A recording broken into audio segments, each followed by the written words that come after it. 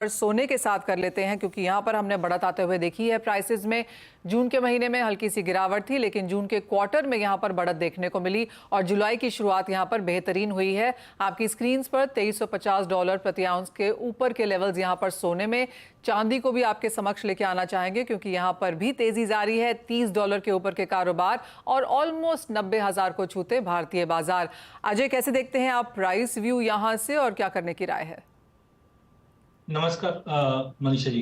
Definitely जैसे उम्मीद कर रहे थे कि प्राइसेस बार बार में $2300 का लेवल ब्रीच नहीं कर रहा था, और कल हमने देखा जो डॉलर में गिरावट आई है 105 के नीचे एक टाइम पे चले गया था। डॉबिस कमेंट हम देख रहे हैं कि फेड की तरफ से आ रहा है, 67% की प्रोबेबिलिटी बन रही है अब कि सितंबर में रेट कट आएगा। इन सबको देखते हुए हमने कल अच्छी खासी रैली बनते हुए देखी है, बट मुझे लगता है और बड़ी तेजी के लिए कुछ और ट्रिगर चाहिए। नो डाउट पूरा सेकंड हाफ की जो बात करें तो ये गोल्ड और सिल्वर को अच्छा सपोर्ट करेगा, क्योंकि जियोपॉलिटिकल टेंशन अभी भी बना हुआ है। सेंट्रल बैंक की बाइंग कंटिन्यू बनी हुई, फिजिकल में ईटीएफ में धीरे धीरे बाइंग बढ़ी है, और साथ में डॉलर में दबाव है, और इंटरेस्ट रेट कटौती का तो सिनेरियो अब चालू हो चुका है।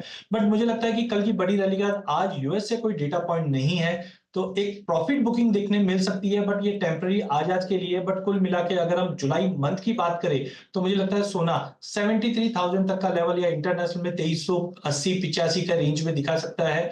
और चांदी के अंदर भी हमने देखा कि गोल्ड सिल्वर रेशियो में जो फॉल आया है 80 से, ये दर्शाता है कि चांदी आउट परफॉर्म करते हुए दिखाई दे। तो चांदी में तो मुझे लगता है कि जल्द हम नया हाई बनते हुए देखेंगे।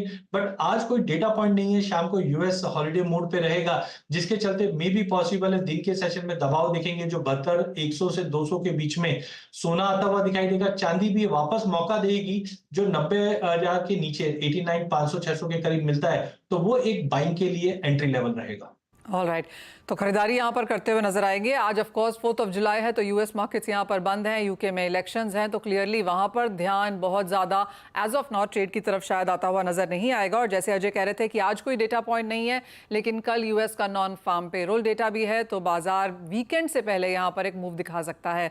हमारे साथ अब रोकड़े ज्वेलर्स के राजेश रोकड़े भी हैं। राजेश जी नमस्कार, शुक्रिया साथ जुड़ने के लिए। सोने चांदी के भावों में अच्छी खासी उठापटक होते हुए हमने देखी है।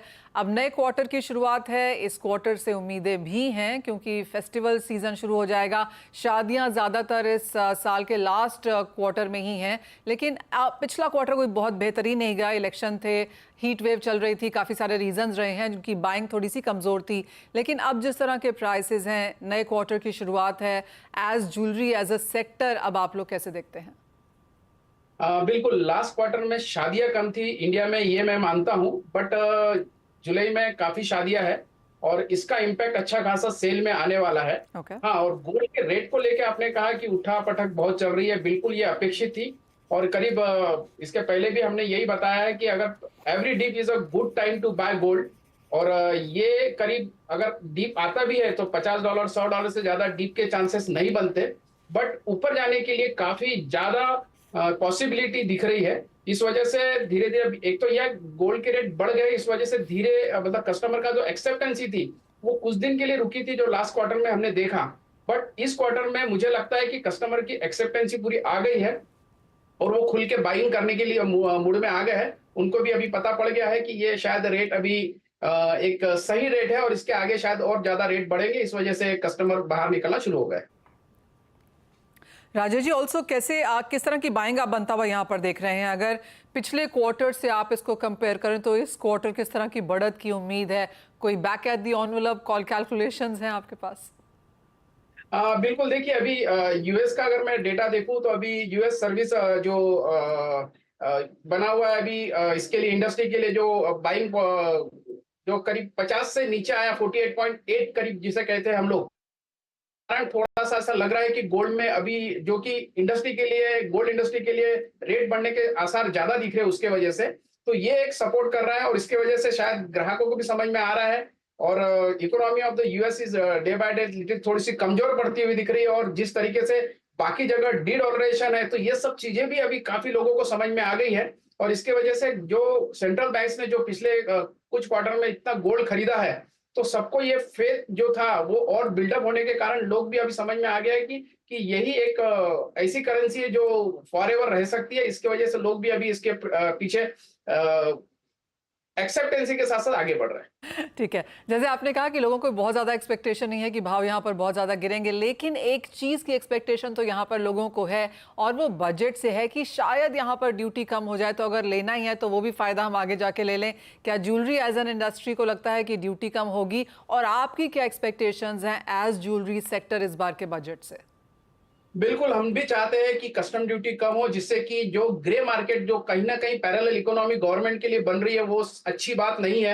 आज मोटा-मोटा जो करीब 150 टन के आसपास का ग्रे मार्केट में गोल्ड अवेलेबल होता है, जो कि एक काफ़ी अच्छी, मतलब हमारे इंडिया के लिए अच्छी बात नहीं है। अगर ड्यूटी कम होती है, तो शायद ये भी ऑन पेपर आ जाता है और इससे 100% टैक्स के रूप में गवर्नमेंट के पास और पॉसिबिलिटी हो जाएगी रेवेन्यू आने के लिए। तो ये एक बड़ा फैक्टर है। हम तो, हमारा रिकमेंडेशन गवर्नमेंट के पास पहले भी है, अभी भी है, इस बजट में भी हम ये चाहेंगे कि कहीं न कहीं कस्टम ड्यूटी कम से कम 5 से 7% से कम होनी चाहिए, जिससे कि इंडस्ट्री बूस्ट मिले और जो लॉफुल बिज़नेस करते हैं, उनके लिए ये एक अच्छा माहौल बनाता है अगर कम ड्यूटी रहती है तो। क्योंकि ड्यूटी ज़्यादा होने के कारण ग्रे मार्केट कहीं न कहीं अच्छे प्लेयर जो लॉफुल बिज़नेस करते हैं, उनको ये हैम्पर करती है। ऑलराइट, सो 5 से 7% यहाँ पर ड्यूटी कम हो, ये एक्सपेक्टेशन है, ये सजेशन भी है यहाँ पर राजेश रोकड़े जी की तरफ से आता हुआ। तो राजेश जी, आशा है कि वित्त मंत्री इस बार इसको यहाँ पर देखेंगे, क्योंकि पिछले 2-3 सालों से लगातार इंडस्ट्री इसको पुश कर रही है, तो आशा है कि इस बार ये होता हुआ नजर आएगा। लेकिन बहुत शुक्रिया आपका साथ जुड़ने के लिए, ऑफकोर्स ग्लोबल इवेंट्स पे बात करने के लिए, बजट एक्सपेक्टेशंस और किस तरह की डिमांड आप एक्सपेक्ट कर रहे हैं यहाँ पर फिजिकल मार्केट्स में, उस पर भी चर्चा करने के लिए। इसी के साथ